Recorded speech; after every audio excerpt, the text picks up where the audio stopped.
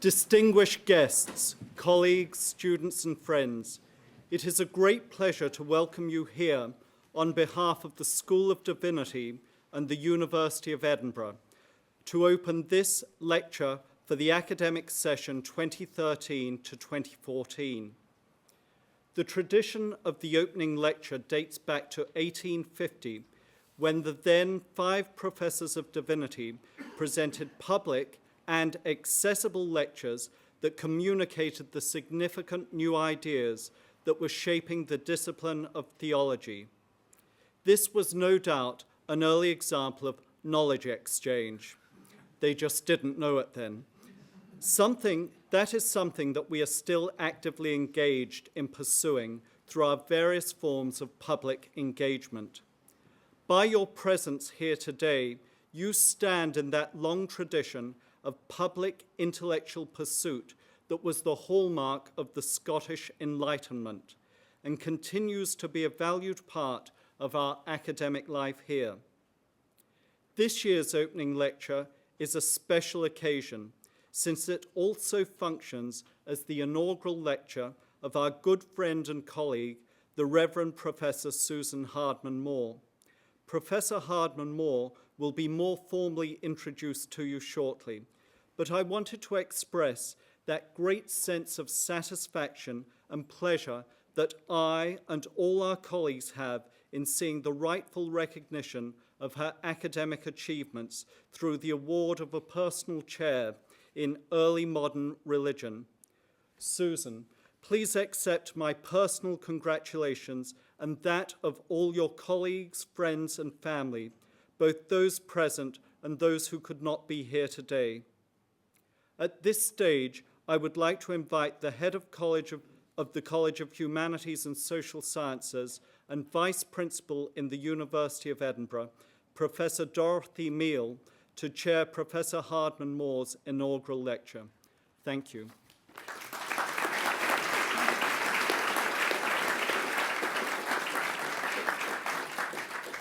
Thank you very much, Paul. This is, as you've heard, a great celebration of the start of a new academic year.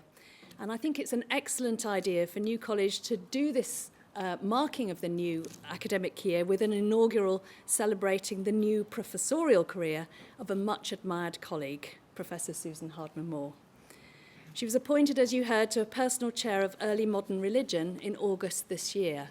I want to take a little bit of time just to say a little bit about her career and her scholarship as by way of introduction to the lecture. Susan read for her first degree in theology at the University of Cambridge and then subsequently took an MA in religion from Yale University and a PhD in history from the University of Kent. As well as being an ordained minister in the Church of Scotland, she has held various academic appointments, first at the University of Durham, then here at New College in the late 1980s, and following a period at King's College in London, she returned here to Edinburgh in 2000. She's twice held visiting appointments at Yale University. Susan's research focuses on early modern religion, in particular Puritanism in England and New England, and Reformed theology and spirituality in the 16th and 17th centuries. She is renowned for her careful scholarship and her ability to unearth and reveal the life of often overlooked or forgotten people and their place in the important story of religious history. Her 3 books, the first, Pilgrims, New World Settlers and the Call of Home, her second, The Diary of Thomas Larkham, and finally, Abandoning America, Life Stories from Early New England, have all been extremely well received by scholars and a wider readership, with Pilgrims being joint runner-up for the History Today Book of the Year Award. And while Susan's publications have had wide appeal, she's also taken her work even more directly to the public by speaking out about it on flagship UK radio programmes such as the Today programme and In Our Time. Susan is a much valued member of the New College community, and I'd particularly like to mention her outstanding record as a supportive and highly experienced PhD supervisor. She's been first supervisor to almost 30 PhD students and involved with very many more. I'm sure many of them are here today. She's also taken her academic interest in the early journeys of pilgrims and scholars between England and America into her service to the college by leading their efforts to build further relationships with institutions in America and very effectively increasing the number of students now visiting and studying here in Edinburgh, and continuing that history of journeys between our two countries that she has written about so well. I'm absolutely delighted to introduce Professor Susan Hardman Moore to give us her lecture, Time.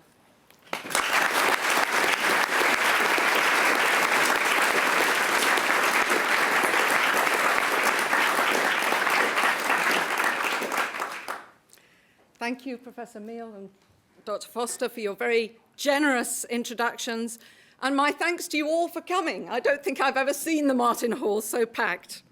Very kind. Inaugural lectures take different shapes. Often, new professors review their lifetime's work or talk about a project they've just completed. A chancier route is to present a step on the way to my next book. I'm taking that path, even though it's more of a gamble. Research is like haggis. The final product might be delicious, but you don't necessarily want not to know what goes into making it. The title of my chair is Early Modern Religion. Early modern is a common tag for the time frame roughly 1500 to 1700. But the usefulness of the tag is debated. Some historians regard early modern as a helpful pointer to glimmers of modern life, the first signs of secularization, individualism, and so on. Other historians are more dubious. They think the tag early modern can hinder understanding of this period because it suggests the past should be read with an eye to the future, destination modernity, always asking, like the kids in the back seat of the car, are we nearly there yet? The early modern period is arguably not in any way modern, not even an early form of modernity. I tend towards that view. This debate is relevant for our theme today, time.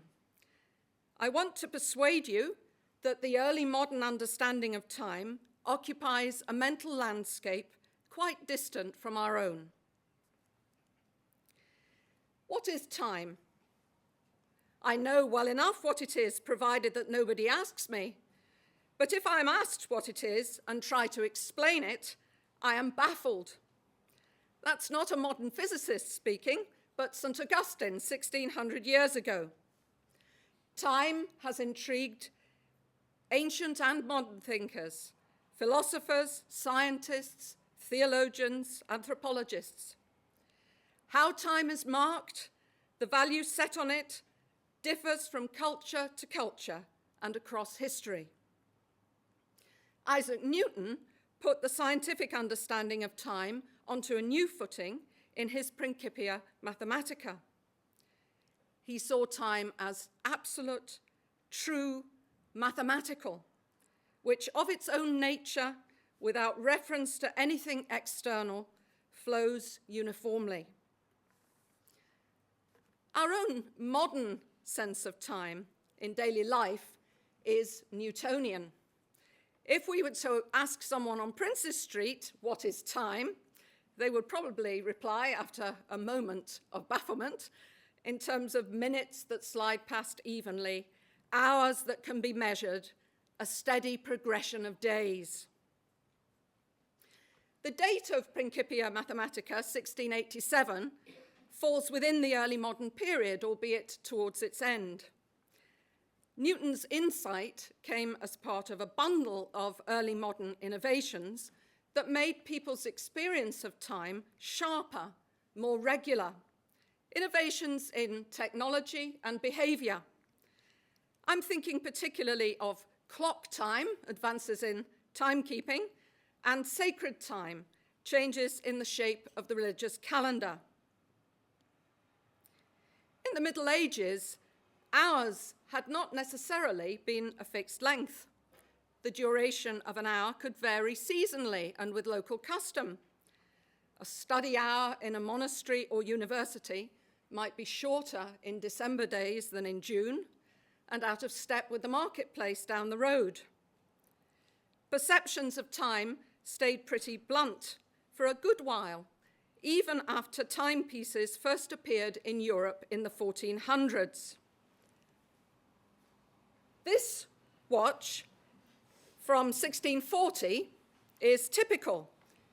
Just one hand, the hour hand, and the dial marked in quarter hours. A minute still meant something minute, not 60 seconds. Accuracy strayed wildly. Sundials remained in fashion for a reason. Not just a season. Clocks had to be reset every day by the sun. I've got a fancy example here from Drummond Castle in Perthshire, built in the 1630s. And you can see something like this at Holyrood Palace down the road. The master masons who built both those sundials, by the way, also constructed for the University of Edinburgh a fine house for the Professor of Divinity and 6 students. Professor Ferguson, take note. Back then, you not only supervised your students, but you had to put them up too. Precision in timekeeping took a leap forward just before Newton's Principia appeared. In 1658, a Dutch scientist, Christian Huygens, introduced the clock pendulum. In 1675, he invented the balance spring. Soon, if you could afford one, you could buy a watch like this. Not only a minute hand, but a second hand too. The drive to precision captures something of the spirit of the age. There's a parallel with what printing does. Clocks fix time. Print fixes ideas on paper. Both create common points of reference. This is an era when we see not only clock dials divided into hours and minutes, but also the printed Bible divided into chapter and verse. Bible verses first appeared in print in 1551 in a Greek New Testament published by Robert Estienne of Geneva. The system he came up with survives pretty much intact to this day. Estienne's son recalled how his father worked away on his project to divide up the text on horseback, on a journey from Paris to Lyon, so as not to waste precious hours. Sacred time, in some quarters at least, took on a regular rhythm.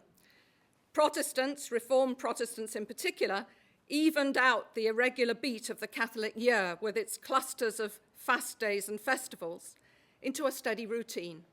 Lord's Day after Lord's Day, modelled on the Jewish Sabbath, stripping time back to the primitive purity of Scripture. This is the era in Scotland and England of campaigns to abolish Christmas. An uphill task, Yuletide cheer stayed strong, even if church doors stayed firmly shut on Christmas Day. One pro-Christmas pamphleteer pitched this as a row between old Mistress Custom and Mistress Newcome of Reformation Alley near Destruction Street. Rather J.K. Rowling, isn't it? Yeah. There's Mistress Custom on the left, Mistress Newcome on the right. Mistress Newcome of Reformation Alley near Destruction Street. So, the early modern period gave us Newton, accurate clocks, a rhythm for the working week. Put like that, it seems safe to conclude that modern time was well on its way in by the 1600s.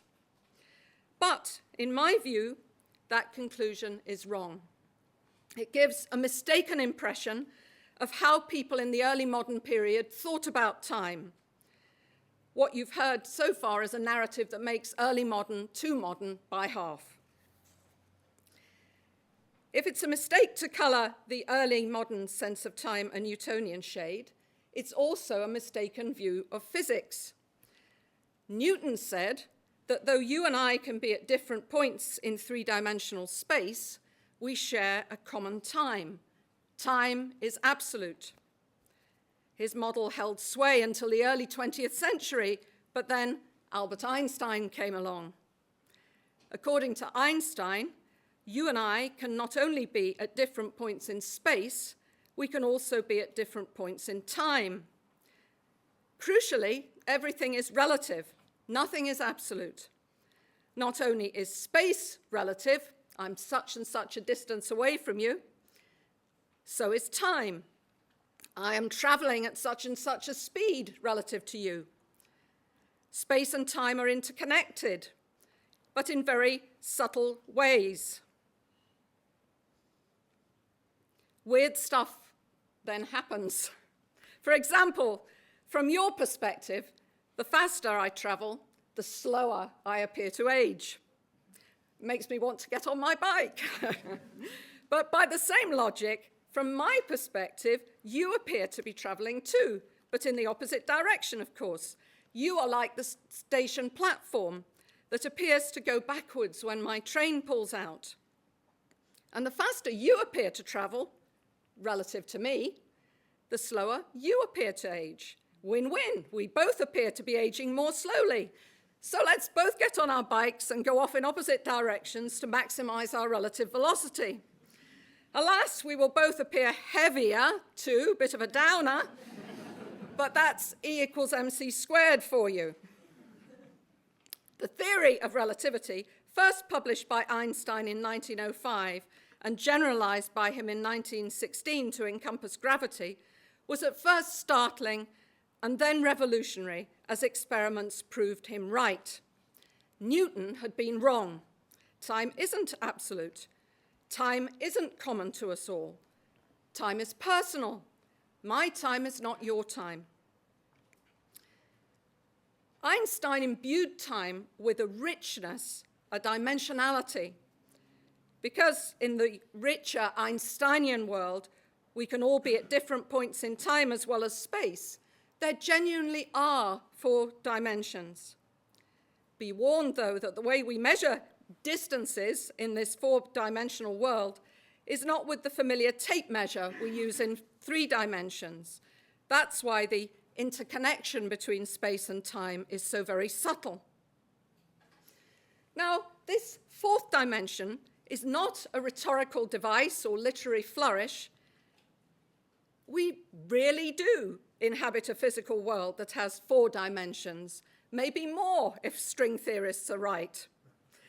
The revolution Einstein brought to Newton is so startling that we who are not physicists can't bend our minds that far. In daily life, we continue to think and function as Newtonians despite Einstein. The challenge the early modern sense of time presents to us functional Newtonians is pretty mind-bending too. I'd like to make an Einsteinian move in thinking about the early modern sense of time. I want to talk about time as a rich 4th dimension of the sacred world. I'd like to suggest that the time dimension acquired fresh vigor and intensity with some of the theological shifts at the Reformation. To appreciate this, we need to make an imaginative leap away from our functionally Newtonian sense of time.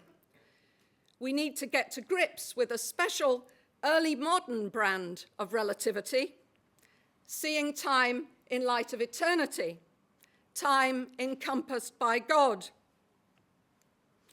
And for people of these times, time was personal. A Christian dictionary of 1612 defined time as an individual life held in the hand of God, citing Psalm 31, "My times are in God's hand," which means your times are in God's hands as well as mine, but the times God shapes for you are not the times God shapes for me. Time is personal. At the heart of my lecture today are people in England and Scotland who stood in the tradition of Reformed Christianity, a tradition spread from Zwingli's Zurich and Calvin's Geneva. This tradition shaped the University of Edinburgh from the start, and New College Library has an outstanding collection of rare books from this period. Libraries have been called slices of time, accumulators of time. For today's lecture, I've been able to draw on our own special reservoir of accumulated time. The library has kindly put out on display some of the books I'll mention, and you can take a look after tea if you wish. Alas, one book not on show is the library's first edition of Newton's Principia, which vanished several decades ago. In early modern England, those who stood in the tradition of Reformed Christianity were sometimes called the hotter sort of Protestant, or Puritan. That word Puritan carries a lot of baggage, and before we go further, we should weigh it up. Let me here give a cameo role to William Prynne, a London lawyer, although since his bête noire was theatre, he'd have hated to be given a cameo role. In New College Library, there's a book that Prynne published in 1633, a book in 1633 called Histrio-Mastics. The book is a diatribe against stage plays, and it got Prynne into deep trouble. Charles I took it as a personal attack. His wife, Henrietta Maria, enjoyed amateur dramatics. For this and other misdemeanors, Prynne had his ears cropped, chopped off at the top, not once but twice. As you see, he grew his hair long to hide this, even though he hated long hair almost as much as the theatre. Charles I exiled Prynne to early modern England's equivalent of a gulag, the island of Jersey. Prynne became a national hero in the conflict between king and parliament that led to civil war. Histrio-Mastics is more a crime against literature than against the state. It runs for over 1,000 pages, every margin stuffed with annotations. It earned Prynne the nickname Marginal Prynne and a reputation for inventing the footnote. Prynne not only attacked stage plays, but much else besides. The whole book is an assault on the unholy use of time. Our days, yea, every hour and minute of our lives are God's. Can we take God's time, God's treasure, allowed only to us for his use, his service, and spend it wholly upon sin, upon stage plays, games and sports, upon dicing, carding, dancing, drinking, feasting, upon idle visits and discourses? That's sitting in Starbucks, by the way.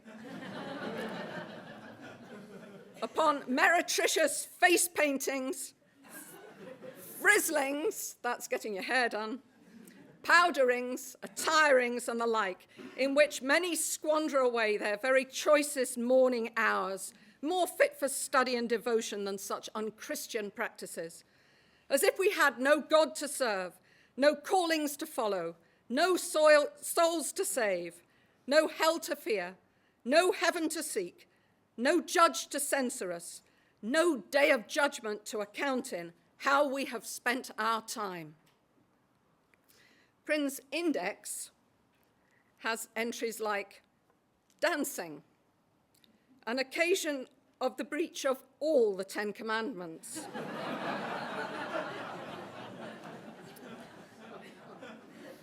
Under Christ, the index reads, wept oft, but never laughed. Verily, thou mayst oft times find Christ weeping, but never laughing.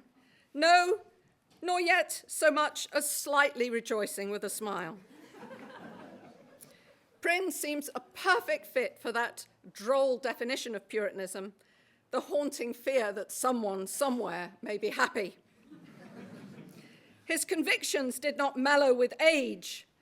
The diarist Samuel Pepys met the elderly Prynne at a party and afterwards wrote, "A great dinner and good company. Mr. Prynne also, who would not drink any health, no, not the king's, but sat down with his hat on all the while, but nobody took notice of it to him at all." Prynne certainly conjures up the stereotype Puritan, a killjoy fanatic. But wait. We might think Prynne's tone singularly Puritan, but in fact he and his kind drew on, sometimes simply plagiarized, older critiques of plays, Sabbath breaking, and extravagant dress. We might think Prynne a killjoy, but joy is a strong and underrated theme in Puritan piety. We might think Prynne a marginal fanatic, but good arguments have been made for seeing the Puritan movement as the vigorous mainstream of British Protestantism, at least from the 1560s to the 1660s, part of a network of reformed communities that stretched from Switzerland to Scotland.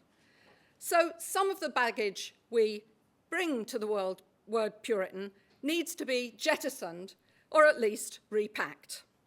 The world Prynne occupied had transformed its sense of sacred space. At the Reformation, Protestants reacted against certain Catholic ideas of how and where you could encounter God. The Reformed tradition, with particular force, rejected shrines, relics, even the presence on the altar of Christ in bread and wine. Physical locations could not be points of access to the holy. A conviction captured in the words of the Presbyterian Directory of Worship, issued by the English Parliament in the 1640s with approval from the Scots. No place is capable of any holiness. The values set on the sacred in the first three dimensions of our physical world changed. There was a turn to less tangible ways of meeting God. I think this gave the fourth dimension, time, fresh importance. Let me be clear, I'm not suggesting a simple substitution of time for place. Among Protestants, the sense of sacred space altered rather than disappeared. It found new expression in patterns of worship and building, even if churches became meeting places, not holy ground. What I do want to suggest, though, is that the changed shape of sacred space in the Protestant worldview made fresh room for time, for God's acts in time, in creation and providence. An interest in mapping out time to trace the work of God engaged some very distinguished minds. They went after the big picture, when time started, when it would end, how it unfolded in between. Archbishop James Ussher published The Annals of the World from the Origin of Time. Ussher worked out from Genesis that creation took place at the beginning of the night before the 23rd of October, 4004 BC. Lord John Napier of Merchiston, inventor of logarithms, from whom Edinburgh's Napier University takes its name, used mathematics to interpret the book of Revelation and predicted the world would end around 1700. Napier's ferocious preoccupation with the end of the time was shared by many, although, as you might imagine, there was not much agreement about exactly when it would be.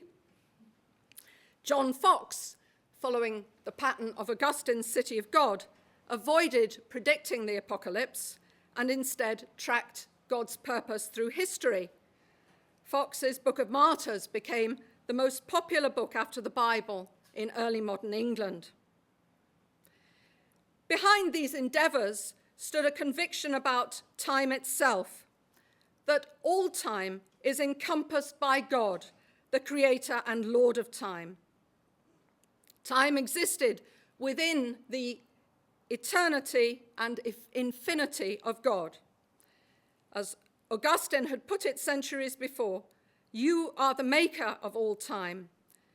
Your today is eternity. In the early modern period, across the Protestant and Catholic divide, this belief conferred on timepieces a purpose beyond telling the time. Timepieces were emblems of mortality. Sundials often carried a text from Psalm 89. Remember how short my time is. Clock hands shaped like arrows may not simply be pointers, but reminders of the arrow of death. This is a skull watch, apparently a Genevan speciality. The lower jaw and base of the skull open to reveal the dial. On watches like this, it was common to have Latin mottos engraved. Life is fleeting. Look upon eternity. The hour of death is uncertain. Your watch might be right, but the hour of death is uncertain. Protestants of the Reformed variety gave a particular and emphatic twist to the theme of time and eternity. They pressed the inherited tradition in a direction that reshaped how a God above and beyond time relates to time-bound humans. From Luther onwards, the desire to avoid any idea that human works could merit salvation, even works stirred up by God's grace, had put stress on locating God's decision about salvation outside time. How well a person lived, whether they cooperated with God's grace, won no merit. In the generation after Calvin, some Reformed theologians went to the limit to spell out the detail of how salvation was determined beyond time. They embellished what they had received from Augustine, Luther, and Calvin on predestination. Talk of predestination tends to flummox modern minds or induce a severe allergic reaction, or both. I'll take the risk. This chart, and I appreciate it's not easy to see the detail, but I'll do some pointing that I hope will help. And also, actually, this chart is going to be on display in the library for a while yet in the display case on the platform. This chart shows how far outside time William Perkins put predestination, God's decision about who would be saved and who would not. Perkins was active around the start of the 1600s, a Reformed theologian from Cambridge whose influence reached Europe and America. The image comes from his bestseller on salvation, The Golden Chain. It's a type of chart called a Ramist chart, named after the logician Peter Ramus, fashionable in Reformed circles back then as a way to depict complex truths. Perkins laid out what he took to be the logical order of predestination as he discerned it from Scripture. Great debates ensued about whether he had got it right, but this is not the moment to dig into that. He thought this chart could be a visual aid, a visual catechism for the illiterate to trace with a finger. So imagine you are with God at the top of the chart, looking down. At God's left hand, a thick black line marks the reprobate's journey to hell.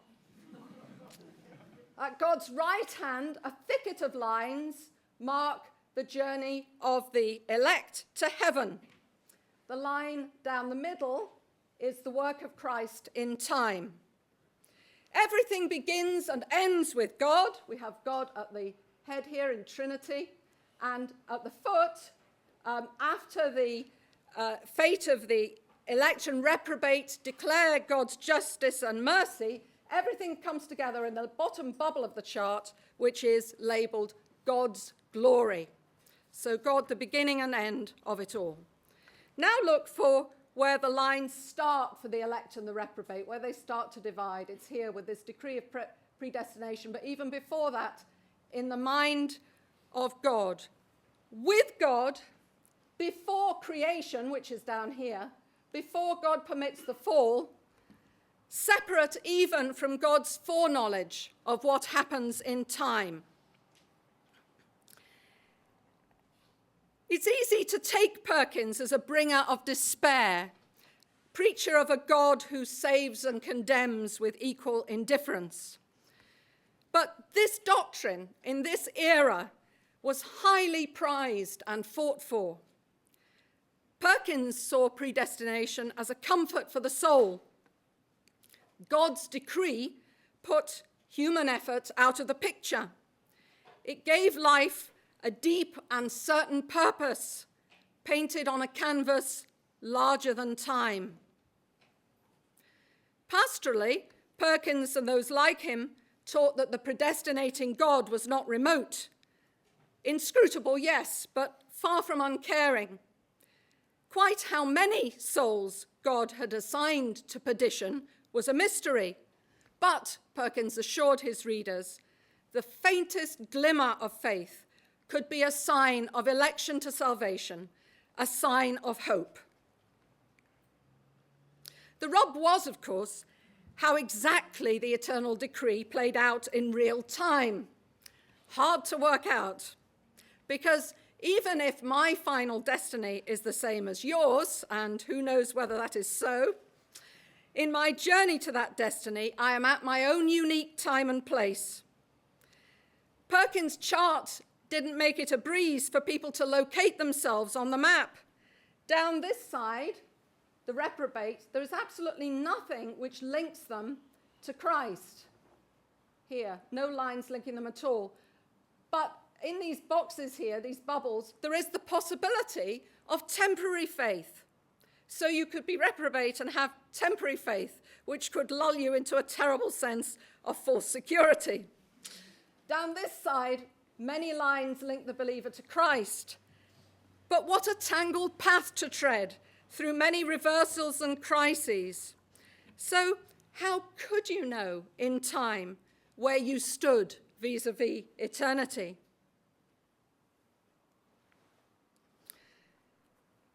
Writers such as Perkins, Usher, Napier, and Fox painted the whole sweep of time in relation to eternity. Alongside their canvases hang a multitude of tiny portrait miniatures, personal accounts, colored through and through with a quest to locate where I stand before God, mapping my life, my time onto eternity. Diaries, autobiographies, tracing God's acts in the minutiae of days or in the thread of grace through a lifetime. Often composed in private, not meant for other eyes to see. Sometimes drawn up as a record for children to inherit.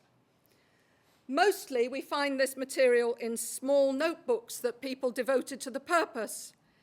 But we also hear echoes of spoken testimony if a listener jots down a narrative of spiritual experience and gets it into print.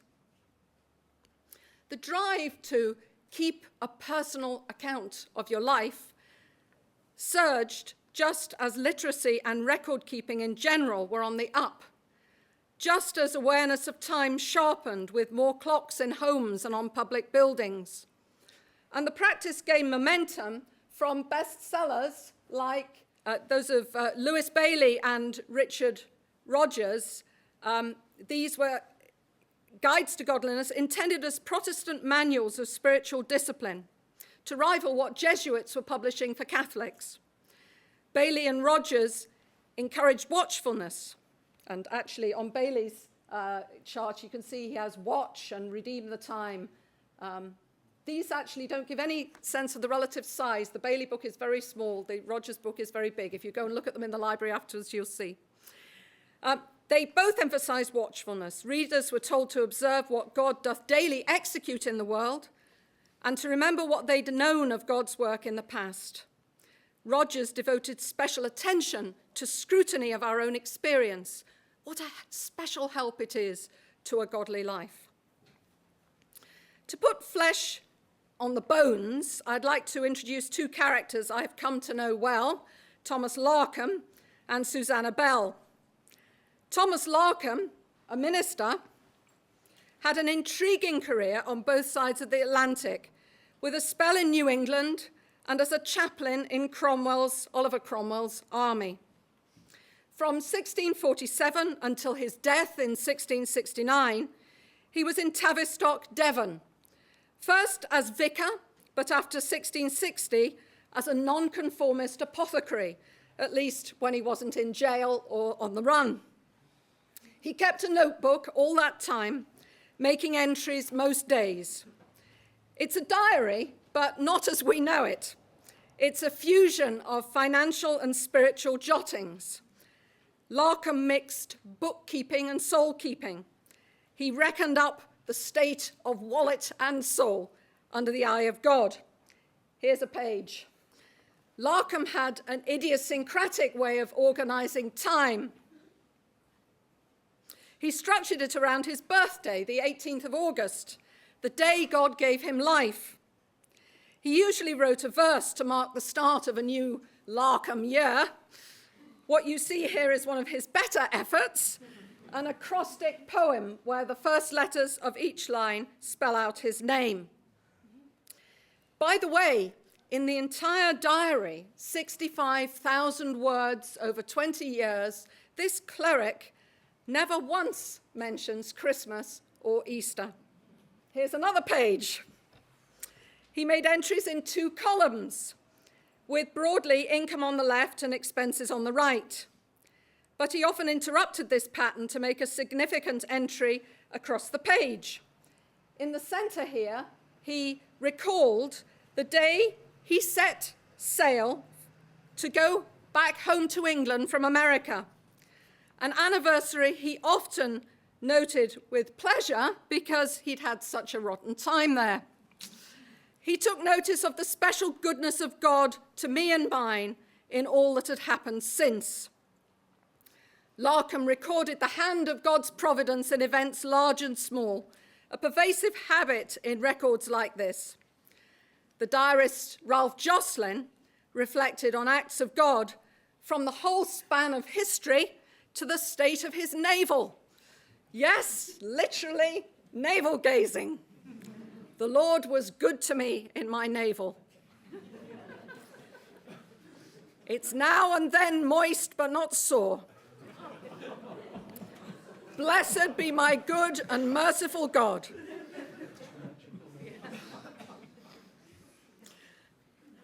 As I struggled to decipher Thomas Larkham's handwriting with my magnifying glass poring over it in the British Library, I sometimes felt as if I was looking over his shoulder as he wrote, never more so than when I came to an entry in a sprawling hand, I drank much wine this day.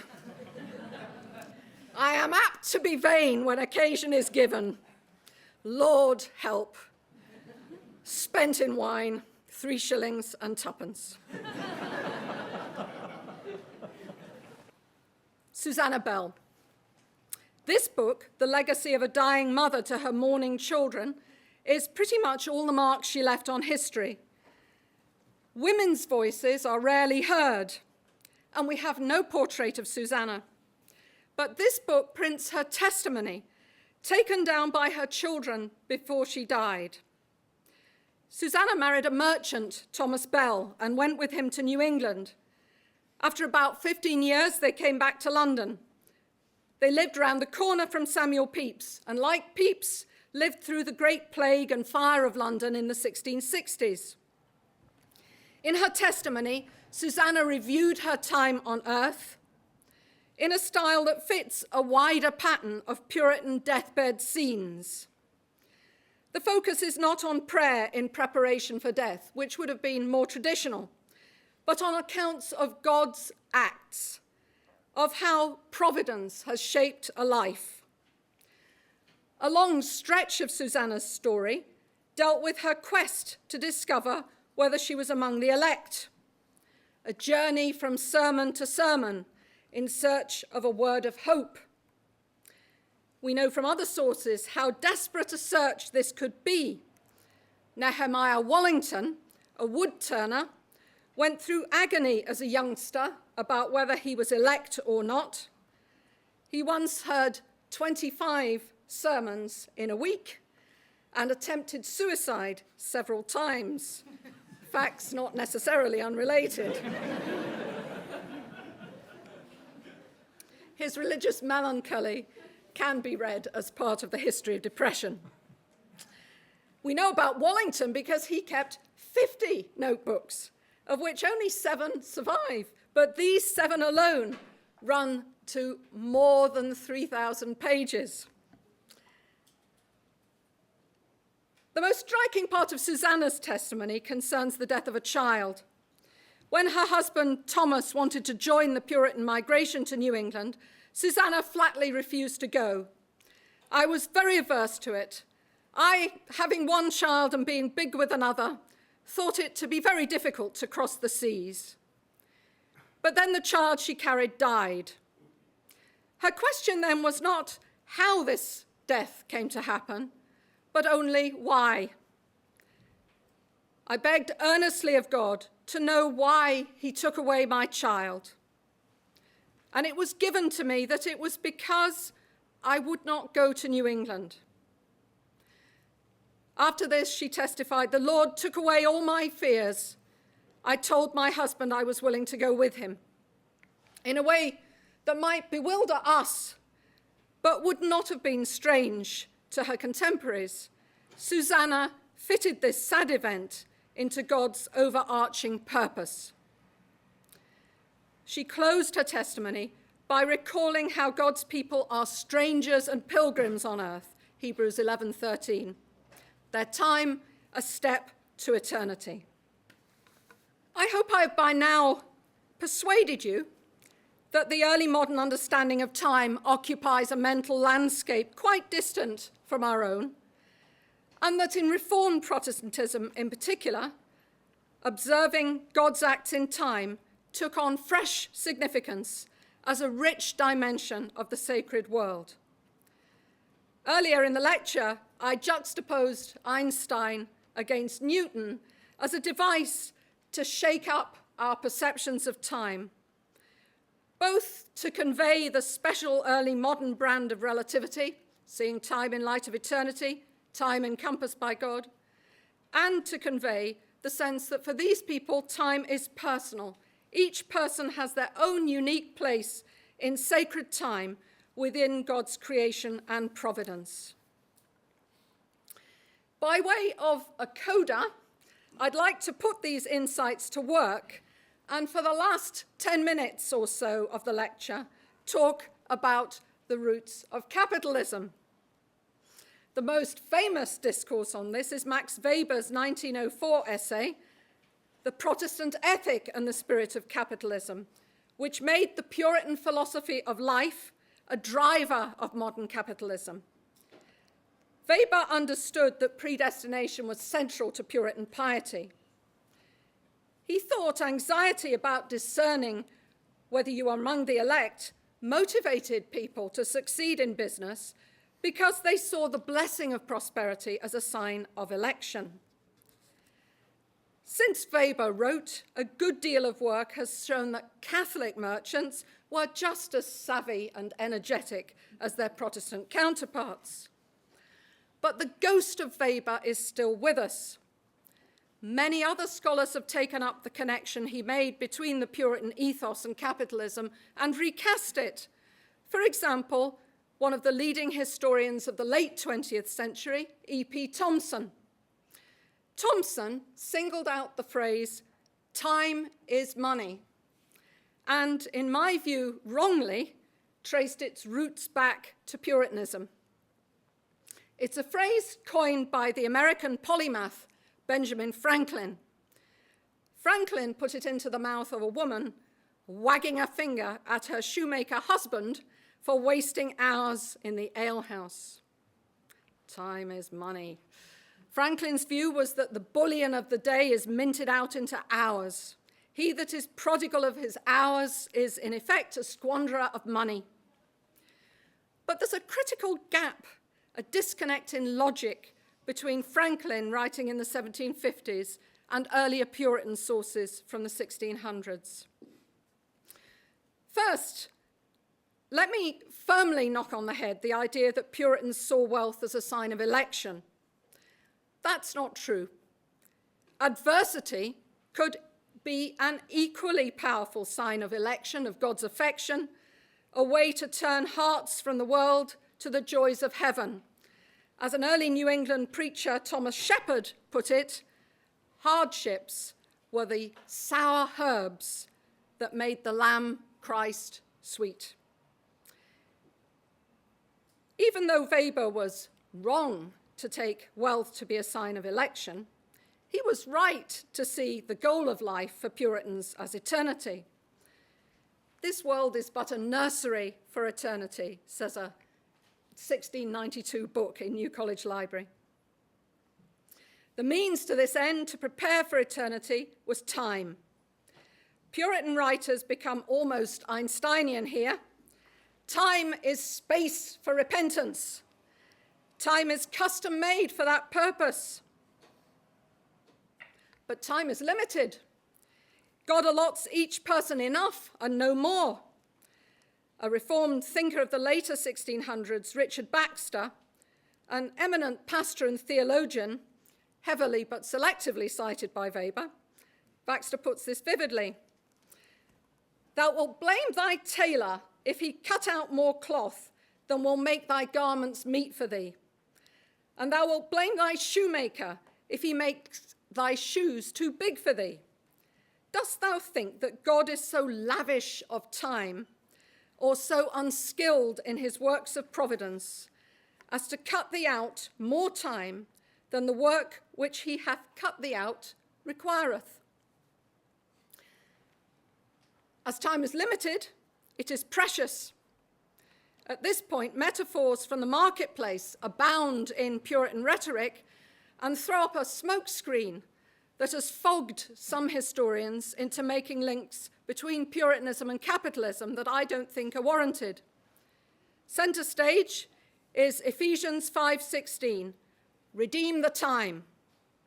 In 1606, William Whately of Banbury, known for his powerful preaching as the roaring boy of Banbury, would have been good to hear him, wouldn't it?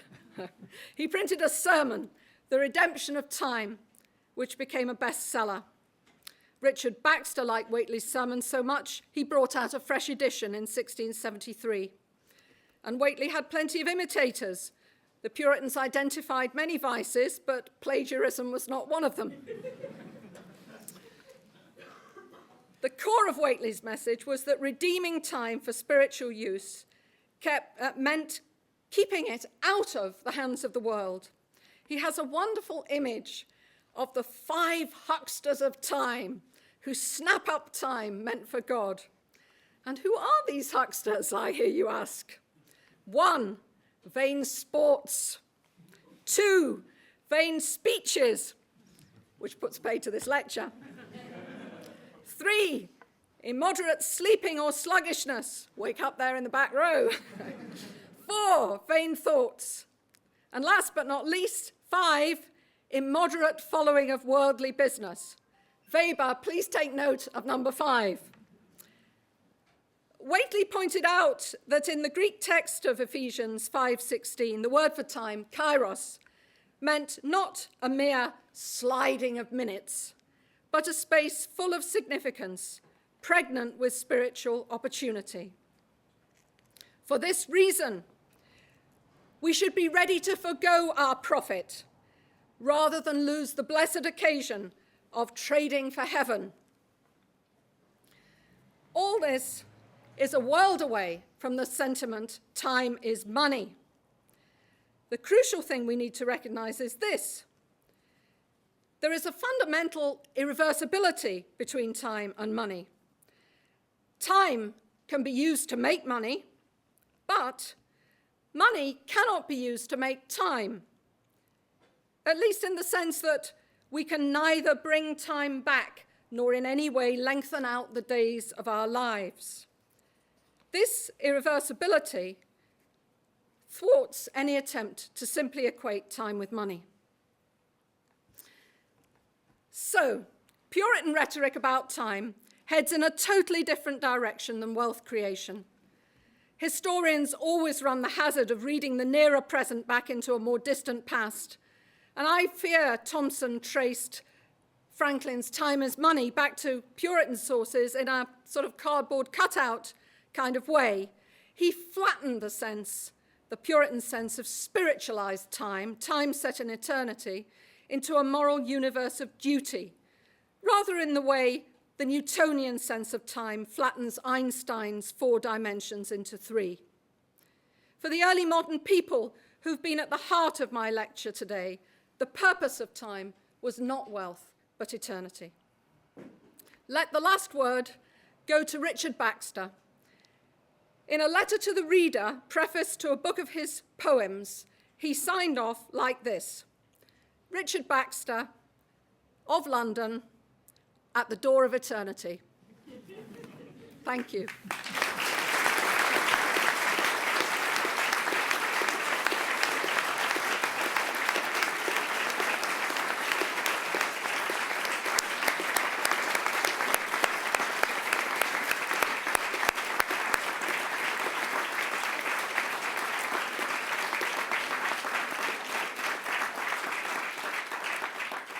What a wonderful lecture. I think you'll all agree that was a real feast. You promised us a feast, a haggis at the beginning, and I think you delivered it.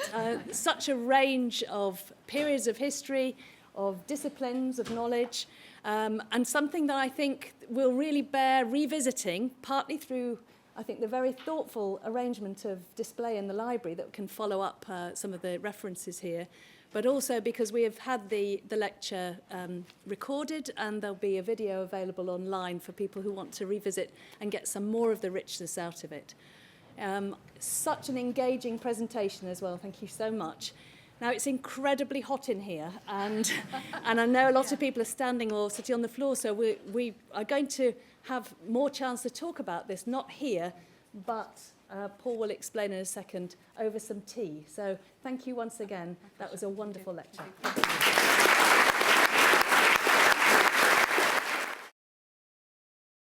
This production is brought to you by the University of Edinburgh.